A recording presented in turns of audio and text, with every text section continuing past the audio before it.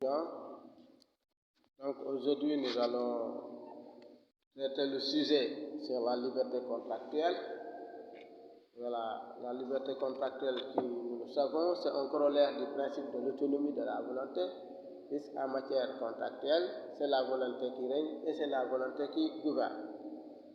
Donc cela veut dire que les partis ont la pleine liberté, quasi-liberté, ils sont libres de négocier leur contrat, libres de contracter et de ne pas contracter, libres de choisir leur contractant, et le contrat est valablement formé dès le seul essence de consentement.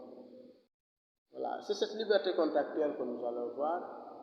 Et pour faire, nous allons passer à l'introduction pour dire que le contrat est un accord entre deux ou plusieurs personnes auquel la loi donne la force juridique en sanctionnant les engagements qu'il inclut.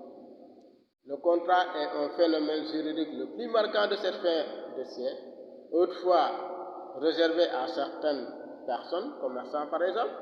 Il est progressivement étendu à de nouvelles catégories sociales, salariés, entreprises et ménages.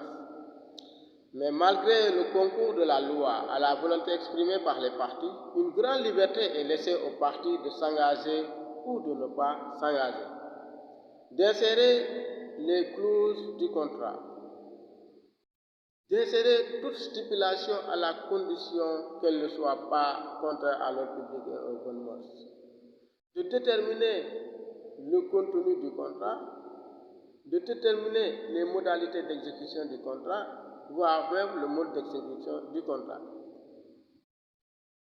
Cette idée qui fait jouer à la liberté individuelle un rôle primordial dans le contrat renvoie à la liberté contractuelle, objet de notre étude.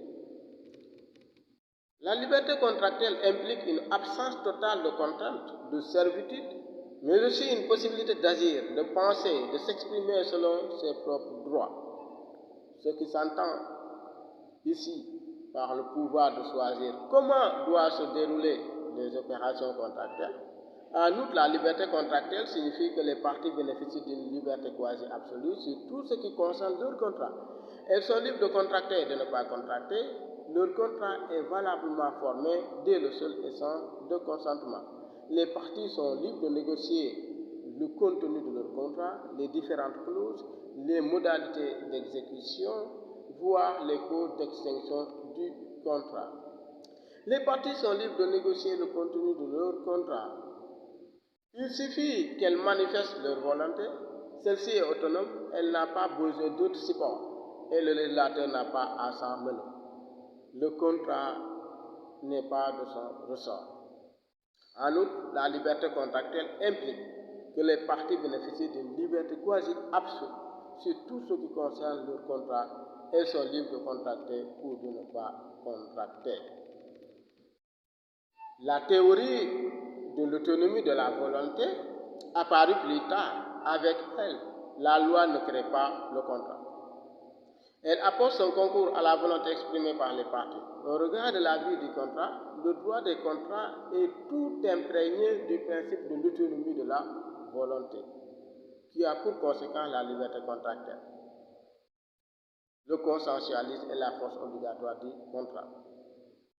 La liberté des parties par rapport au contenu et au contenant et les différents encadrements de la liberté contractuelle seront notre préoccupation dans cette étude.